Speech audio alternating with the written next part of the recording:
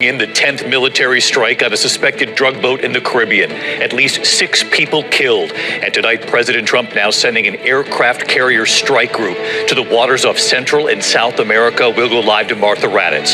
Tonight, day 24 of the government shutdown. Hundreds of thousands of workers now going without their paychecks. Congress is still getting paid. President Trump cutting off trade talks with Canada over an ad featuring former President Ronald Reagan. And the new inflation report tonight showing inflation here in this country climbing at its fastest rate since January. Beef prices, for one, soaring. Tropical storm Melissa gaining strength in the Atlantic. A hurricane by tomorrow, expected to be a major Category 4 by Sunday. The new models just in tonight, the potential track of this storm. The alarming scene outside a Coast Guard base. Police opening fire during a protest, a U-Haul truck backing up into the gate. It comes after jarring images showing a minister hit in the face by a flashbang. A National Guard plane coming down across a highway, hitting power lines and crashing. A Delta passenger jet forced to abort takeoff, flames shooting from the right engine. The system-wide outage canceling hundreds of flights, travelers stranded for hours. What Alaska Airlines is now saying tonight. New York Attorney General Letitia James pleading not guilty tonight, accusing the Justice Department of being, quote, used as a tool of revenge. Here in New York City, the heated race for mayor, one day after Andrew Cuomo laughed after a radio host said Zohran Mamdani would cheer if there was another 9/11. Tonight, Mamdani, before the cameras, responding. His personal and at times emotional message for voters here.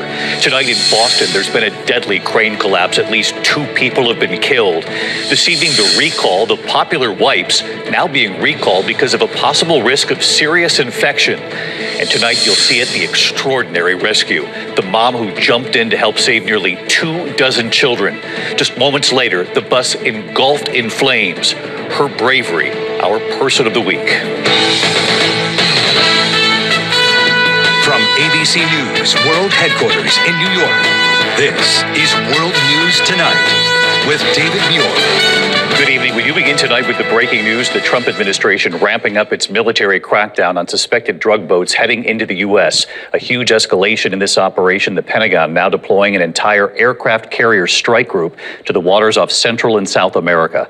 The move coming hours after Secretary Pete Hegseth posted new video showing the latest strike on an alleged drug boat in the Caribbean. At least 6 people killed. The boat was off of Venezuela. It's the 3rd such attack this week, the 10th since the operation began last month. Now the U.S. military is sending the USS Gerald Ford carrier group to the region, thousands of U.S. troops on board. ABC's Martha Raddatz leading us off tonight. Tonight, a U.S. aircraft carrier and multiple warships now steaming towards the Caribbean.